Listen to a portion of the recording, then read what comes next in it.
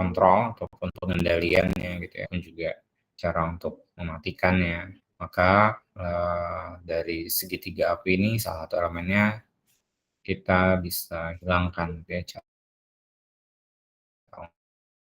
untuk pengendaliannya. Secara konsep terkait dengan bahaya api atau kebakaran ini.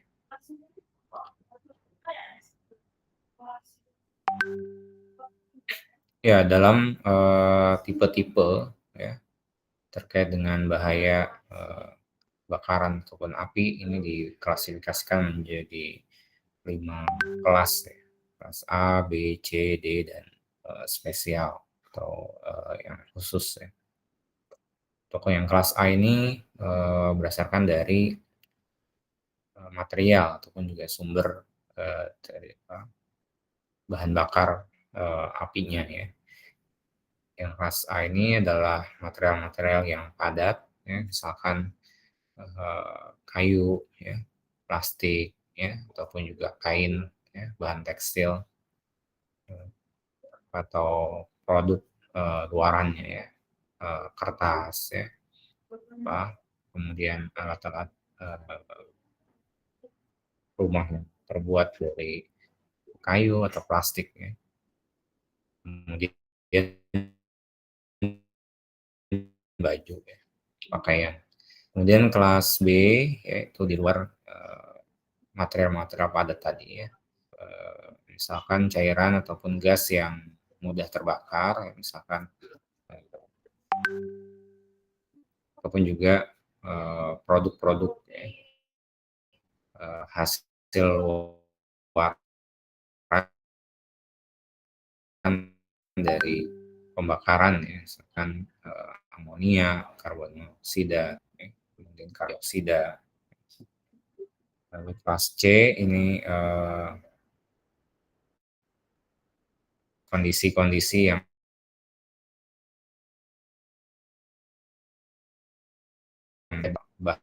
bahan-bahan atau material ya, seperti aluminium, ya, magnesium, titanium, ya, dan juga beberapa yang termasuk ke dalam kelas atau kategori yang khusus ya, misalkan oksigen ya, bahan-bahan yang oksigen atau asam nitrat. Kemudian untuk yang diberikan tanda bintang ini ya, untuk memadamkan atau mematikan apinya ini dipastikan untuk tidak melihat. Jadi bahan-bahan yang digunakan ya menggunakan bahan yang ya, agak padat ya, ataupun memang cara yang khusus untuk mematikan api. Gitu ya.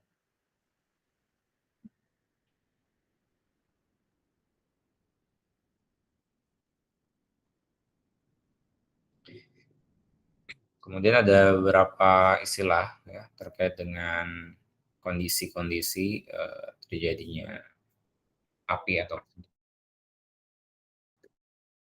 kebakaran ya. Ada flash point, ada fire point, dan juga auto ignition. Ya. Flash point secara definisi ini suhu terendah ya, untuk bahan bakar tertentu ya, dan di mana yaitu api ya. Lalu fire point yang di mana kondisi suhu ya, temperatur minimum dan uap yang dihasilkan terus nyala dan menghasilkan sumber pengapian.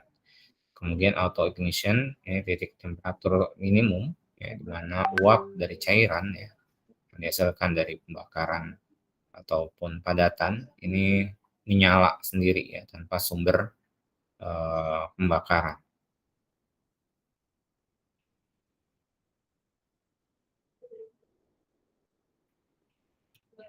Ya, ini adalah contoh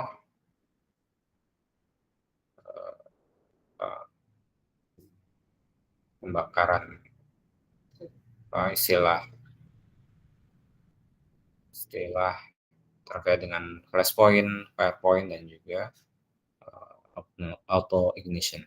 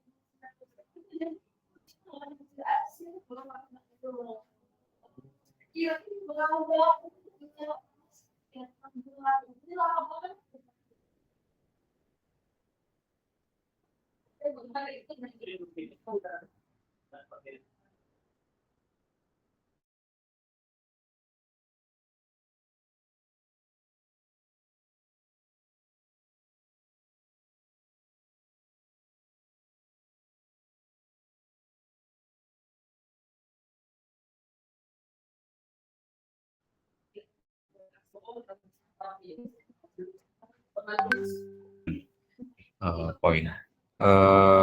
Oke, berikutnya ya dalam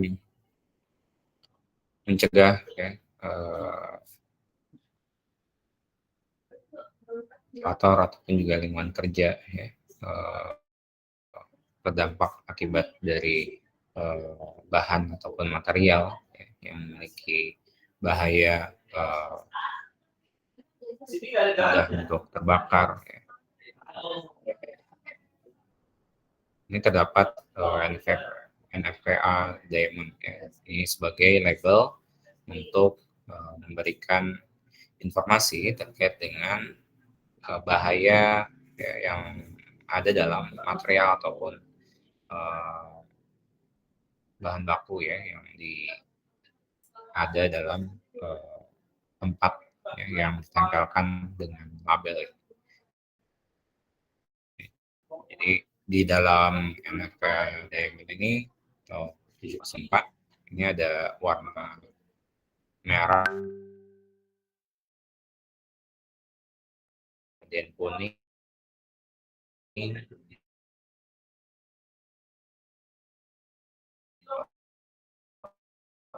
biru, dan konsistensi ya terkait dengan bahan atau material tersebut ya. Jadi mudah terbakar ya, tingkatnya atau levelnya seperti apa.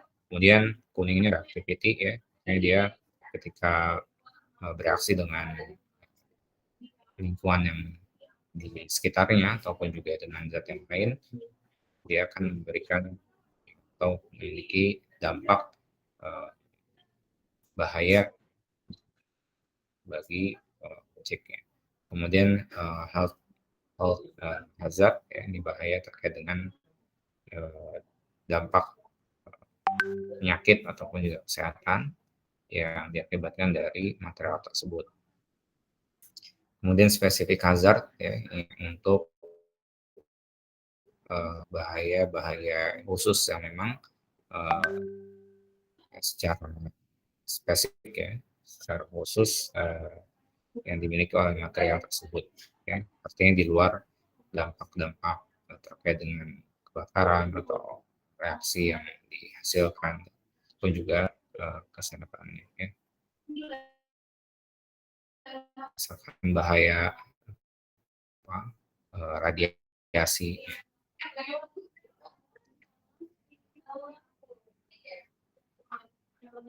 Ya, ini terkait dengan yang hazard ini ketika kondisi darurat atau emergency material ini tidak mulai dari angka 0 sampai 4 ya. 0 itu yang rendah, 4 itu yang paling tinggi ya. Bahaya. Sini tidak menyebabkan kalau yang 0 ya, dampak dan kesehatan. Kemudian yang 1 menyebabkan iritasi ya. 4 ini sampai menyebabkan kematian. Kemudian yang fire hazard atau fire vulnerability hazard ya. Di sini material kalau yang 0 sama ya, 0 sampai 4. 0 dan 4 itu yang paling tinggi dampaknya. Nah, 0-nya tidak akan terbakar pada kondisi tipikal yang mudah terbakar. 1 ini punya flash point-nya ya. Kemudian 2 mulai ada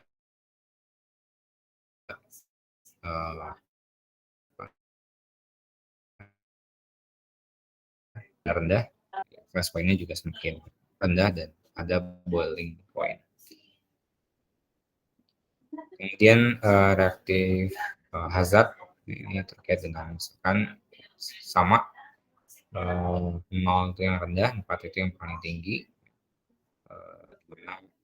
Material ini dalam kondisi yang normal, ya, stabil, ya, ini dia akan tetap dalam kondisi tersebut ya, walaupun di sekelilingnya ada kondisi yang mendorong atau sudah terjadi kebakaran. Sampai di yang tingkat yang keempat ya, ini material bisa ya dengan sendirinya dampaknya bisa meledak ya, explosion pada suhu dan tekanan yang normal. Ya, artinya dalam kondisi normal material ini bisa meledak dengan sendirinya di luar ada kondisi-kondisi darurat ya. Jadi tanpa kondisi-kondisi darurat bisa meledak. Nah, ini untuk yang spesifik ya, atau yang secara khusus tadi.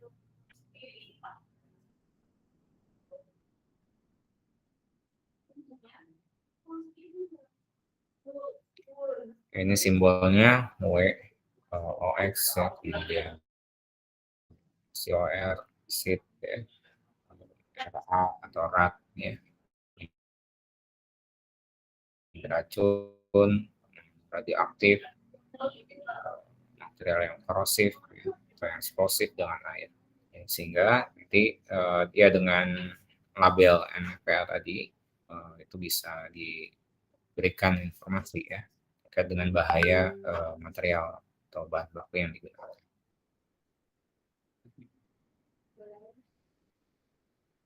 Ya, kemudian dalam bahaya api atau kebakaran ini yang perlu diketahui adalah korban ya, baik dalam kondisi yang berat ataupun juga kematian ya, sampai pada fatality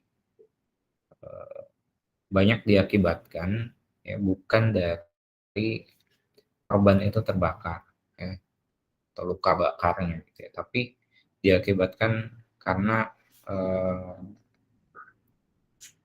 gas ya, gas yang dihirup ya oleh korban tersebut ya, yaitu korban tidak ya. Jadi ya banyak yang faktor yang menjadi meninggal nanti ya ketika kebakaran itu terjadi, asap kebakaran ataupun yang lain-lain.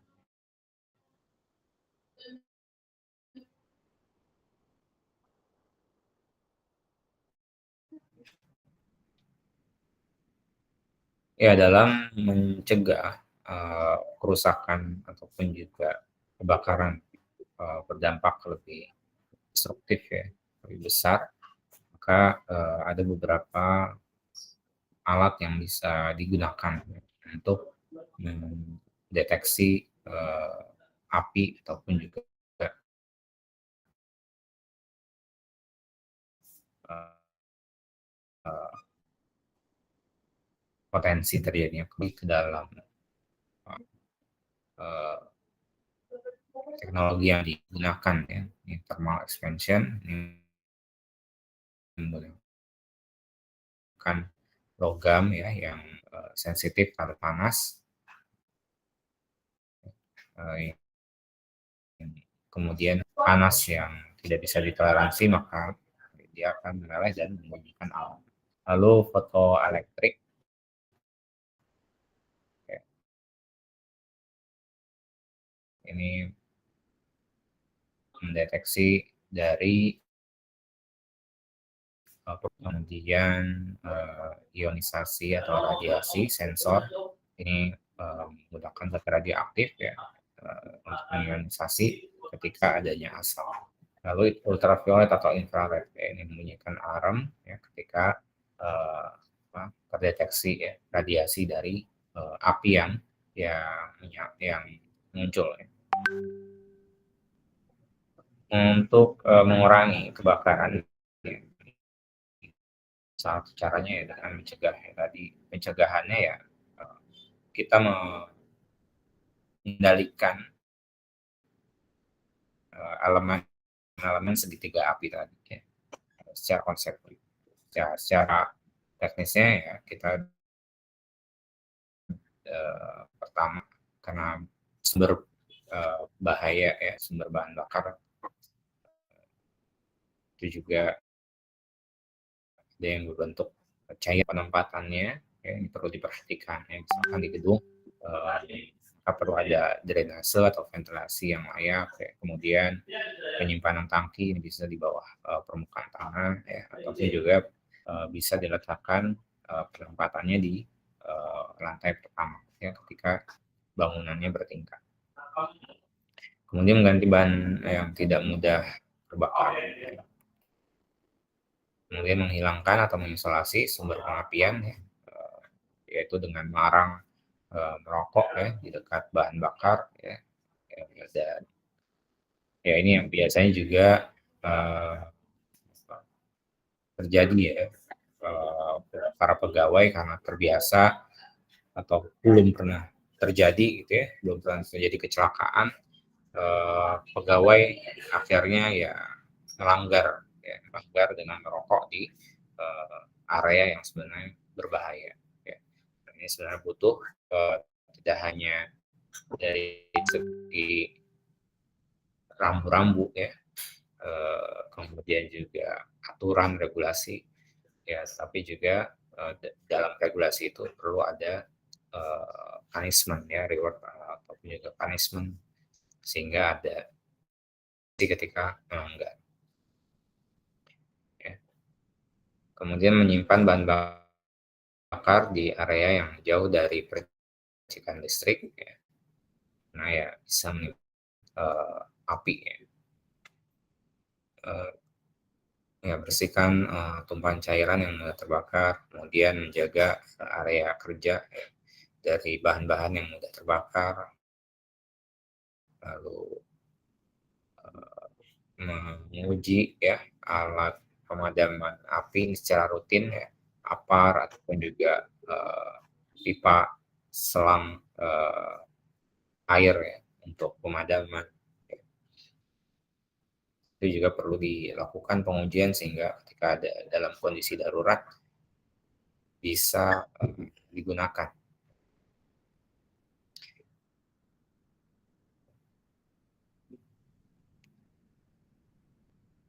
Ya, strategi yang bisa digunakan ya, ataupun juga diterapkan untuk mengurangi ya, atau mencegah bahaya kebakaran ini. Pertama, perlu adanya sistem pemadam ya, yang ya banyak komponen ya.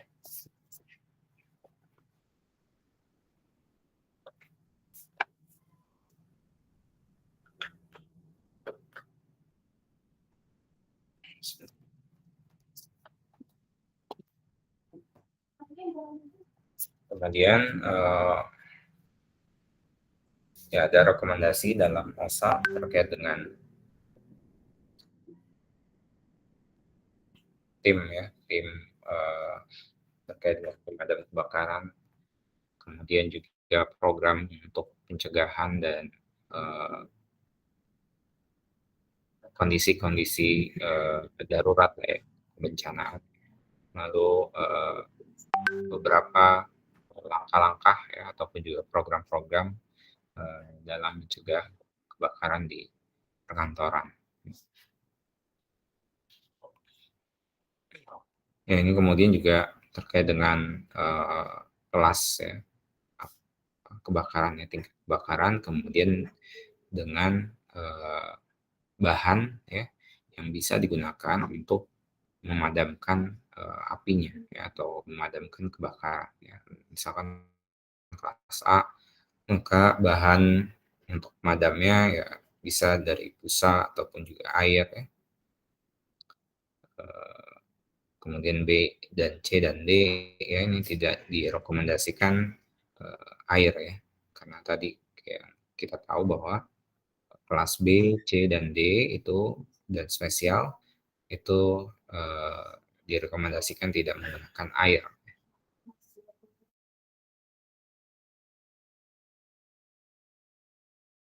Ini terdiri dari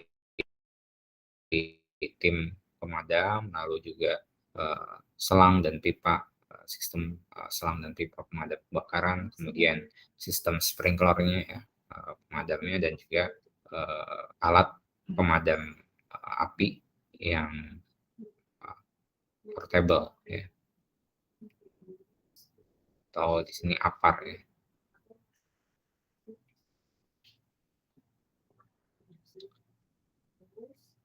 Ya, terkait dengan bahaya kebakaran juga ya, maka dalam kondisi darurat ya, sebenarnya ya perlunya ya adanya regulasi untuk mengatur jumlah ataupun juga ya maksimumnya ya, suatu ruangan ya, jumlah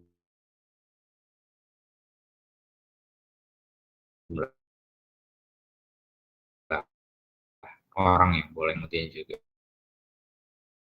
atau pintu emergency, pintu darurat enggak, ataupun juga penerangan ya, lampunya. Kak, ya ini dalam NFPA mengeluarkan Life Safety Code 1.101 ya. Ini jumlah maksimum, jumlah minimum, kemudian misalkan minimum untuk spesifikasi dan dimensi pintu ya, jumlahnya.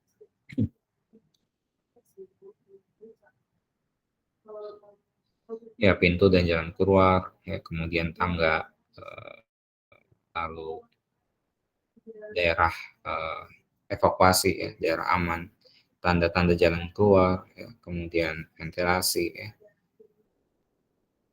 Ini contohnya untuk maksimum jumlah orang dalam suatu ruangan, ya, ini diatur dalam di mana 9,3 ya, setiap 9,3 meter persegi ya, eh, itu ada satu orang.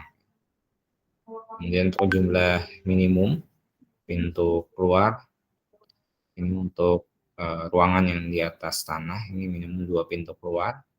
Kemudian yang kapasitasnya antara 500 sampai 1.000 orang, maka minimum pintu keluarnya ada 3. Kalau lebih dari 1.000, maka minimal ya itu ada 4 pintu. Ya.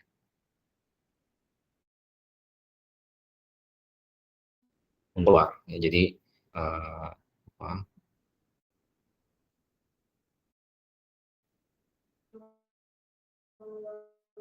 kalau ibu hanya misalkan 2 atau hanya satu gitu ya, ya tentu akan menyebabkan kondisi membahayakan ya, karena terjadi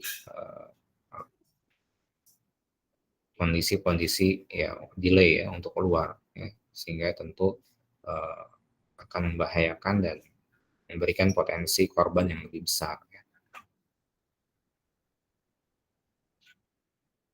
Kemudian jarak maksimum ke pintu keluar ya, ini 60 meter untuk ruangan, kemudian yang tanpa penyiram ya ini 76, ini untuk ruangan yang dengan penyiram atau sprinkler tadi.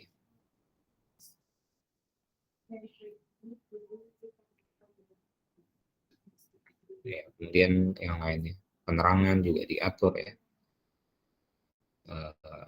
untuk monitoring ya, untuk pengujian ini juga perlu diatur selama 1 bulan.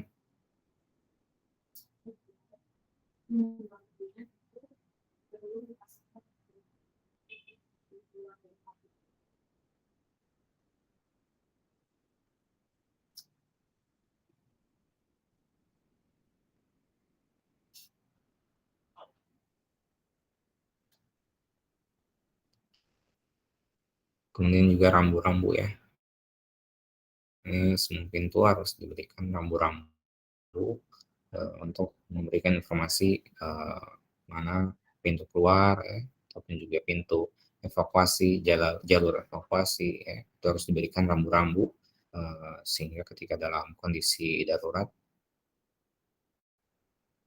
pekerja ataupun juga orang yang dalam ruangan tidak kebingungan. Ya dampaknya lagi-lagi potensi penambahan korban. Ya, beberapa yang perlu diperhatikan dalam mendesain ya, ataupun juga ada adalah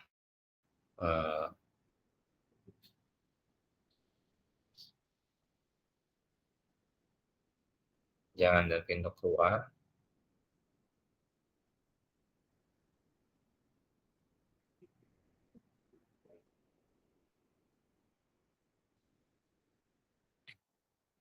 maka jumlah jalan pintu keluar yang cukup ya, kemudian terdapat tanda pintu keluar, kemudian jalan buntu ini juga harus ditandai ya, sehingga tidak salah ya orang ketika dalam kondisi evakuasi ke jalan yang buntu ya. Penerangan juga harus tersedia.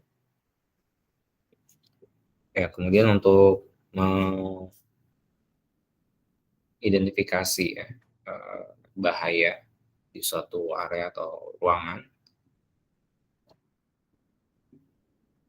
maka kita bisa dengan membuat ya, peta bahaya ini.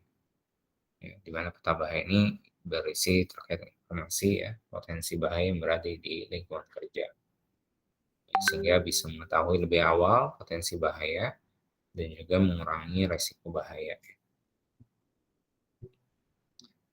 Ya, ada beberapa kode warna yang digunakan ya, dan juga kode angka yang digunakan untuk menetapkan ya level atau tingkat bahayanya. Ya, biru ini untuk bahaya kelistrikan ya. Hijau ini bahaya kimia, coklat ini bahaya kebakaran ataupun juga ledakan ya, bahan area atau bahan ya, mudah terbakar atau mudah meledak. Tingkat bahayanya juga diberikan ya dalam penandaan ataupun juga pembuatan peta bahaya. 1 ini yang rendah, 4 yang tinggi.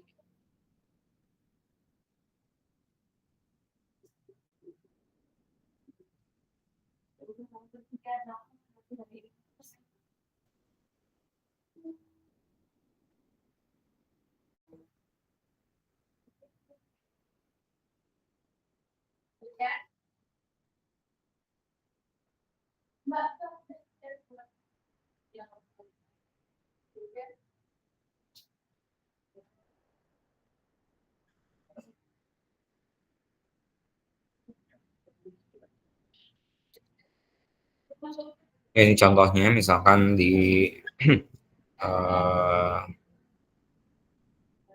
rumah gitu ya, ada kamar mandi, ada dapur, ada ruang tidur ya, dan ruang yang lain ya. Ini diberikan kode-kode warna ya, dan juga kode angka ya.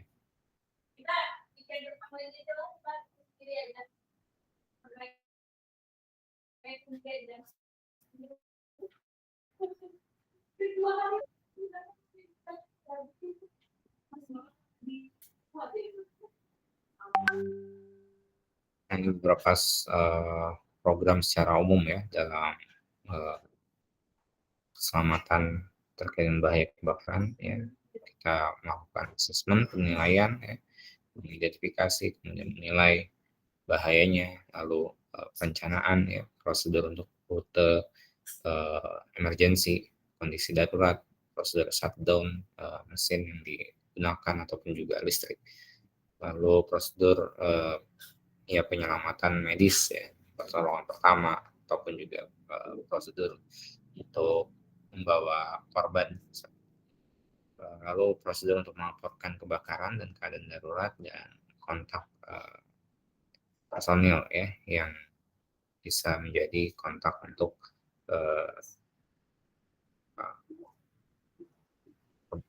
mencegah ya untuk menyelamatkan secara medis, ataupun juga untuk kontak dalam mengurangi ataupun juga mematikan ya kebakaran.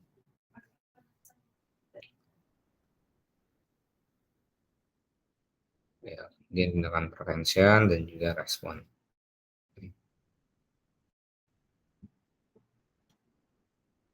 Oke, ada yang ditanyakan atau didiskusikan dahulu?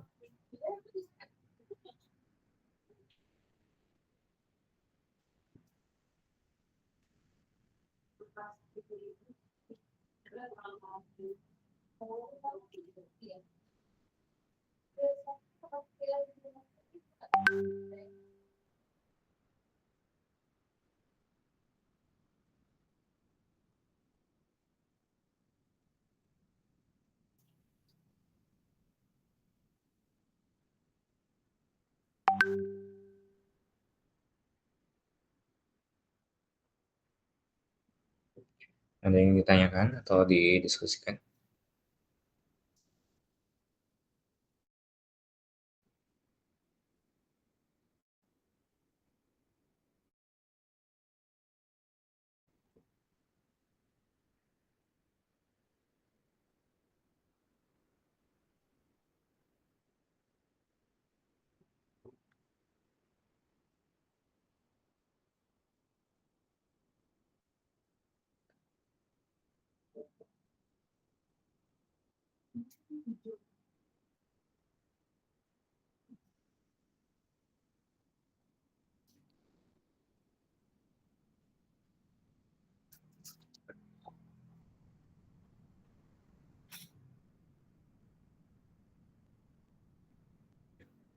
Tidak ada. Oke, kalau gitu kita lanjutkan. Terkait dengan bahaya listrik ya, sedikit, ini adalah gambaran sistem dari distribusi listrik ya, dari pembangkit ya, pembangkit listrik, kemudian uh, transmisi dan juga distribusi sampai ke industri ataupun juga ke perumahan-perumahan ya.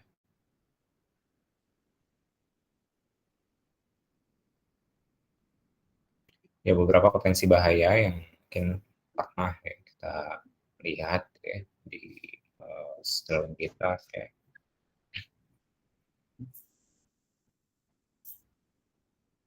Bagaimana para pekerja ketika misalkan melakukan uh, maintenance ya ataupun juga perbaikan ya banyak ataupun juga uh, memerlukan alat ataupun juga perlengkapan uh, diri ya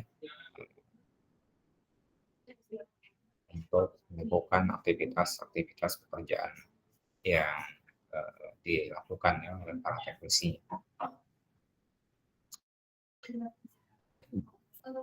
Ya, ini dipakai ya dan juga digunakan ya tujuannya untuk melindungi dari bahaya listrik ya. Ya bicara arus ataupun juga bicara listrik ya, ya yang membahayakan adalah berupa tegangan atau arus listriknya ini. Ya. Karakteristiknya ya, dia tidak terlihat ya dengan mata kita gitu ya. Kemudian juga tidak menimbulkan bau, ya tidak berbau. Kemudian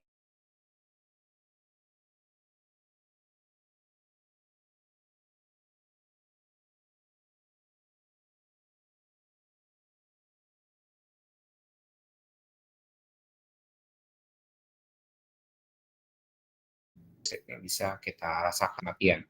Ya. Jadi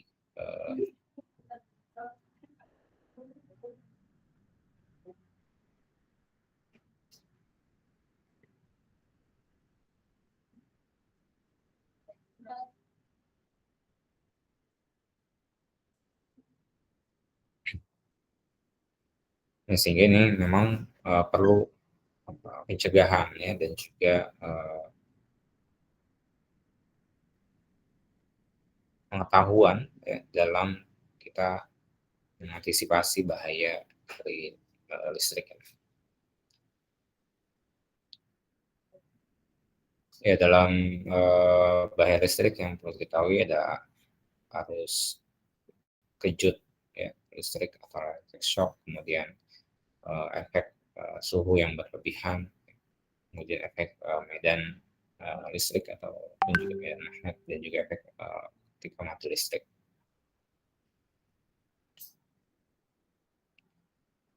Ya, electric shock ini ada sentuhan langsung dan juga sentuhan tidak langsung ya. Eh, Terkait dengan sentuhan langsung, ya, ini terjadi pada bagian yang bertegangan ya tanpa perantara. Kemudian sentuhan tidak langsung, ya, ini sentuhan pada bagian konduktif yang terbuka yang seharusnya tidak boleh memiliki tegangan, misalnya trafo, rumah generator, ataupun juga tiang listrik. Nah, ini karakteristik besarnya arus listrik terhadap reaksi tubuh ya. Ini terbagi dalam 4 bagian, 4 daerah ini ya. 1, 2, 3, dan 4 ya. Ini 1 ini yang tidak terasa, 2 ini mulai bisa dirasakan tapi tidak memberikan dampak terhadap kesehatan ya, gangguan kesehatan ya. Kemudian 3 ini mulai menyebabkan kejang pada otot ya, strain, dan juga gangguan pada pernafasan. 4 sampai kegagalan detak jantung dan kematian ya. Ini kurvanya ya dari arus dan juga waktu paparannya ya. 0,1 sampai 0,5 mili ya. Per ini kemudian waktunya ya. Maka dia masih dalam daerah yang satu, artinya tidak terasa. Tapi kalau mulai di atas 0,5 sampai 200, 100 ya. Nah ini tergantung ya, artinya tergantung paparannya ya. Kalau paparannya dia masih apa, misalkan yang 10 ini, dia masih di bawah 1000 milisecond, maka dia masih masuk dalam kategori 2. Tapi kalau sudah mulai masuk ke paparannya ya, lebih atau di atas 1000, dia masuk ke dalam daerah 3 yang bisa menyebabkan gangguan pada kesehatan,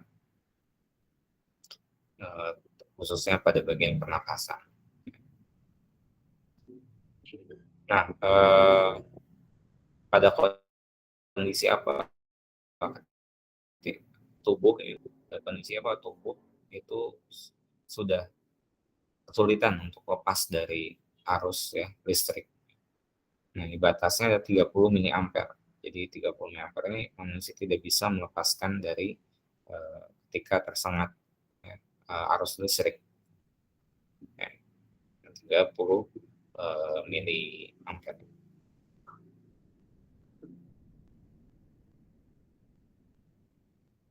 Ya, ini contohnya efek panas ya, ataupun juga temperatur suhu yang berlebihan ini akan memberikan dampak pada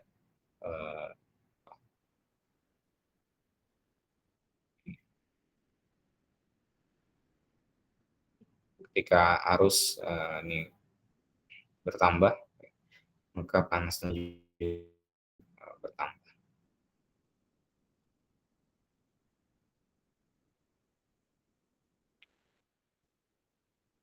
Kemudian efek medan elektromagnetik ya, ini di mana medan elektromagnetik bukan kebakaran ataupun juga ledakan. Beberapa jenis gangguan listrik, overload, kemudian short circuit ya, atau konslet misalkan ya, lalu sambaran petir, tegangan lebih, tegangan kurang ya, ataupun juga kebocoran arus. Ya, akibat dari bahaya listrik, kecelakaan ya pada manusia, gangguan kesehatan, dan juga ya bisa menyebabkan kematian, lalu kerusakan pada instalasi ya, kabel panelnya ataupun peralatan mesinnya, dan juga ya karena diakibatkan dari kebakaran. Ya, kerugiannya secara materi ya bisa juga menyebabkan terhentinya proses produksi, lalu juga kurangnya kenyamanan. Ya, pengendalian yang bisa dilakukan ya dengan eliminasi, substitusi, isolasi ya, secara teknikal, pelatihan ya, pengendalian administratif, dan APD. Ya, prosedur yang bisa digunakan untuk mencegah bahaya listrik ya dengan lockout takeout ya atau loto ya, sehingga bahaya listrik ya, yang menjadi sumber instalasi, sumber mesin atau alat ya, itu bisa dihindari. APD diri ataupun juga PPE-nya ya, Personal Protective Equipment-nya. Ini ada discharge rod ya, ini untuk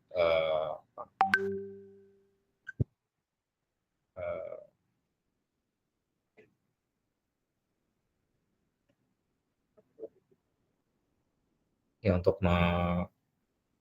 mengatur ya, ataupun juga untuk mencapai pada ketinggian-ketinggian tertentu ya. Kemudian tangga ya, tangga yang ya anti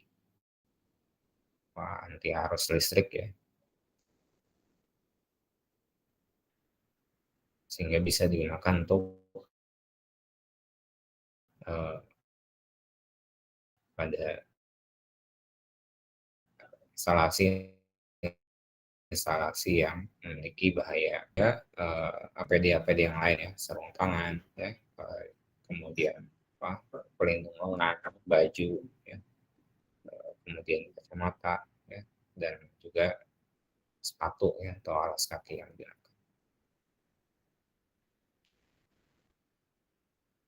Ya, dalam penerapan K3 di area ya, atau yang memiliki potensi bahaya listrik, ini ada perencanaan, pemasangan, instalasi, ya, kemudian pengujian, pemakaian, ya, maintenance dan juga pengendalian ya, secara administratif, perizinan ataupun juga standarisasi alat-alat yang digunakan ya, alat-alat instalasi yang digunakan maupun alat pelindung diri yang digunakan.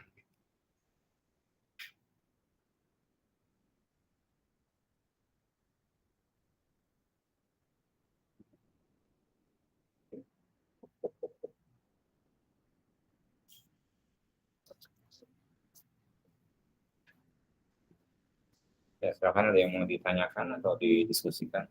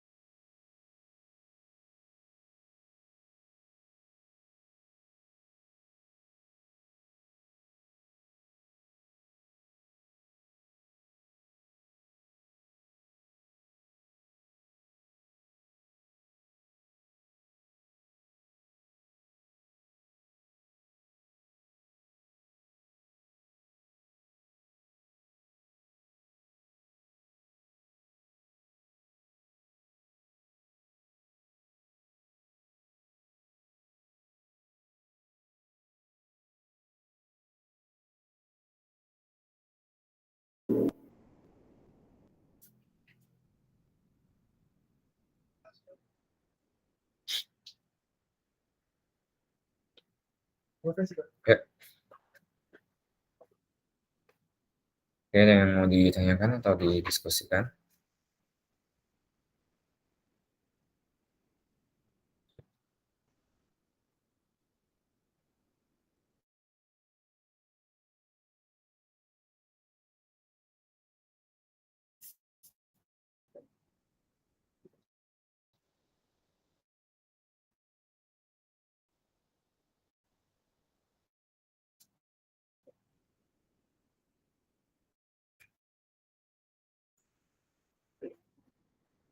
Harus dulu, ada, udah ada.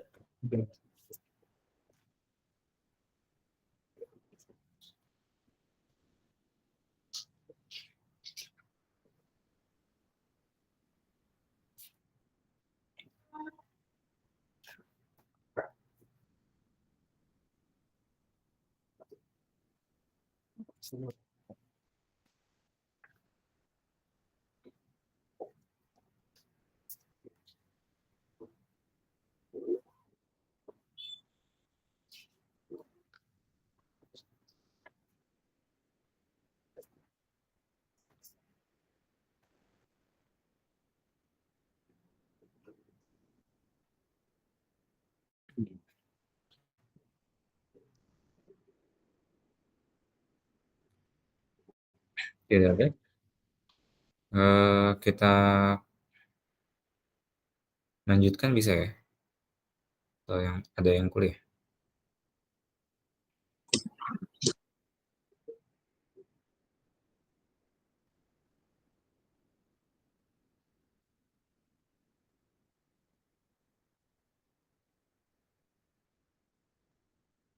Halo? Bisa, Pak. Bisa. Oke, kita lanjutkan ya.